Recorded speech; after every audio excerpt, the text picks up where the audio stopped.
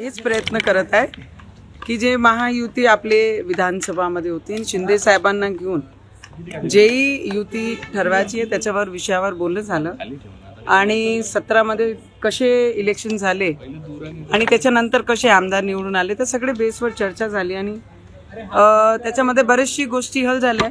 उद्यापर्यंत सगळे क्लिअर होईल. किती जागा मागितली? एक आकडे. तुमच्या विरोधात प्रचार करणार की तुमच्या सोबत असणार आहे? रवीजी बीजेपी सोबत भारतीय जनता पार्टी सोबत 14 पासून आहे. तर रवीजी भारतीय जनता पार्टी सोबतच राहणार आहे. ते स्वतःच कबुली करतात की मोठे भाऊ म्हणून आम्ही लहान भाऊ म्हणून त्यांच्या सोबत नेहमीच आहे. राष्ट्रवादी पण तुमच्यासोबत अमरावतीमध्ये असणार आहे? ते आमचे नेते ठरवतील आणि मला जिथपर्यंत माहीत आहे की बरीचशी ठिकाणी त्यांच्यासोबत युती नहीं करत आहे आणि मला वाटते अमरावती त्याच पद्धतीने ठरणार है. नवनीत जी, आज क्या चर्चा हुई? किन विषयों पे चर्चा हुई और कितनी सीटें आप लोग शिवसेना को दे रहे हैं?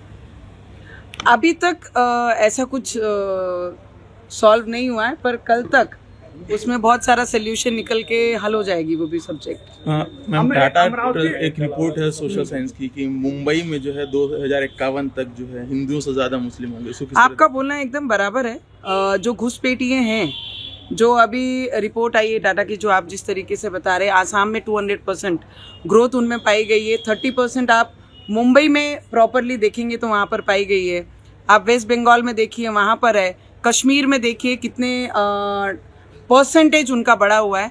तो मुझे लगता है कि सभी ने जो ये डिस्कशन कल से हो रहा है और जो टाटा की भी रिपोर्ट्स आई हैं, एक बार सभी हिंदू भाई बहनों ने उसके ऊपर ध्यान ज़रूर देना चाहिए कि अगर कश्मीर में परसेंटेज ऊपर से लेके एकदम नीचे ड्रॉप होता है सिंगल नंबर पे, और बांग्लादेश में जिस तरीके से माइनॉरिटी होते हैं हम, और आसाम में 200% वो बढ़ते हैं, तो ये सब चीज़ पे हिंदुस्तान है, ये हिंदुस्तान का नाम रहना चाहिए. नवनीत जी, महाराष्ट्र में चुनाव हो रहा है, क्या हिंदुत्व का मुद्दा रहेगा कि विकास का मुद्दा रहेगा? देखिए, विधानसभा में भी हमने ना लोकसभा में कोई हिंदू और कोई दूसरे धर्म को आजू बाजू नहीं किया था. ये सेकुलरवाद जिन्होंने लाया है वो कांग्रेस पार्टी है, वो भारतीय जनता पार्टी नहीं करती है. भारतीय जनता पार्टी अपने तत्वों पे और विचारों पे लड़ती है और विकास के मुद्दे लेकर लड़ती है. तो इस बार विधानसभा में सबने देख लिया, पूरे महाराष्ट्र में विकास के मुद्दों पे हम लड़े और विकास के मुद्दों पे हम चुन के आए हैं. तो उद्धव जी एक साथ आ गए हैं मनसे के साथ. जनाब उद्धव ठाकरे जी हैं. वो ठाकरे नाम तो मुझे लगता है बाला साहब ठाकरे जी के साथ ही चले गया, क्योंकि ठाकरे जी जो विचारों पे काम करते थे, आज उद्धव ठाकरे जी चद्दर चढ़ाने जाते हैं और चद्दर चढ़ाने वालों को पास में बिठाते हैं. सिर्फ राज ठाकरे जी से सवाल रहेगा मेरा कि भोंगे कहाँ गए, मस्जिदें कहाँ गई और हनुमान चालीसा कहाँ गया. पहले बोलते थे कि मेरे प्यारे हिंदू भाई बहन, और अब उनकी भाषा में आता है कि मेरे महाराष्ट्र के प्यारे मतदार. तो इसमें से आप समझ जाइए कि उनकी दिशा कहाँ पर जा रही है. अब वो भी चद्दर चढ़ाने जाएंगे कि उद्धव ठाकरे साथ में बिठाएंगे, तो उनको पूछना राज पड़ेगा. ठाकरे त्यांच्या प्रेसमध्ये बोलले होते की माझ्याकडे एक देवेंद्र फडणवीसांचा व्हिडिओ आहे ज्याच्यामध्ये ते अल्लाहू अकबर बोलतात आणि असे अनेक व्हिडिओ त्यांच्याकडे आहेत. मला वाटते की त्यांचे बरेचसे व्हिडिओ साहेबांचे सगळ्यांनी पाहिले. लाव रे तो व्हिडिओ. तर असे बरेचसे व्हिडिओ आमच्याकडेही आहे की लाव रे तो व्हिडिओ. आम्ही ते सुद्धा दाखवणार आहे सगळ्यांना. पण मला असं वाटतं की देवेंद्र फडणवीसजींवर बोलायची, कारण एवढे वर्ष देवेंद्र फडणवीसजींनी राज ठाकरे साहेबांना सांभाळून ठेवलेला होता, तर ते राज साहेबांनी ते विसरू नये. मॅडम हे सांगा. मॅडम एक प्रश्न असा आहे, आपला एक महिला म्हणून आणि पत्रकार म्हणून हे प्रश्न विचारणं की दोन्ही भाऊ एकत्रित आले ॲज ए परिवार. आम्हाला सगळ्यांना पूर्ण महाराष्ट्राला या गोष्टीचा आनंद झाला. जे एकमेकाचे चेहरे पाहत नव्हते, आज दुकानदाऱ्या चालू करण्यासाठी ते एकमेकासोबत बसलेले आहे. तर त्याच्यामध्ये अंतर आहे.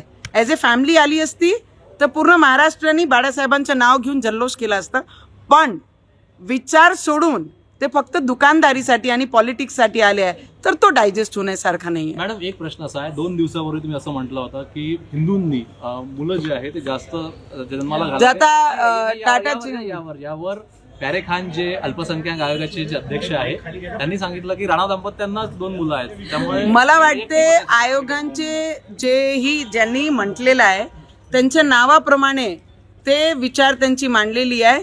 मी काय करणार, कशी करणार हे त्यांना विचारायची गरज नाही. ते आयोगामध्ये बसलेले, त्या खुर्चीची रिस्पेक्ट त्यांनी केली पाहिजे. जे बाहेरून घुसपेटिया येऊन आमच्या देशामध्ये, मुंबईमध्ये, आसाममध्ये, वेस्ट बेंगॉलमध्ये, काश्मीरमध्ये ज्या पद्धतीने घुसपेटिया येऊन जे संख्या ते वाढवण्याचा प्रयत्न करत आहे.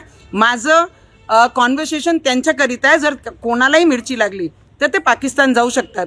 1946मध्ये जेव्हा सेपरेशन केलं, 1947मध्ये जेव्हा देश आझाद झाला, तेव्हा त्यांना पाठवलं होतं. काही लोक इथे राहिले तर त्यांनी हिंदुस्थानची कदर करावं आणि हिंदुस्थानमध्ये हिंदू लोकांची जनसंख्या वाढली पाहिजे, त्याकरिता त्यांनी बोलावं. त्यांनी हे शब्द वापरला नाही पाहिजे. आणि ॲज अ फिमेल त्यांनी जी माझी भावना आहे, डोक्यावर जे बिंदी लावतात, जे टीके लावतात, त्याचा तरी त्यांनी सन्मान करावा. मराठी माणसाचीच आहे, तर त्याच्यात कोणी डाऊट आणत आहे? मराठी माणसाचीच मुंबई आहे, त्याच्यामध्ये कोणीही शंका आणू नये आणि कोणीही हिंदूंमध्ये फूट पाडू नये.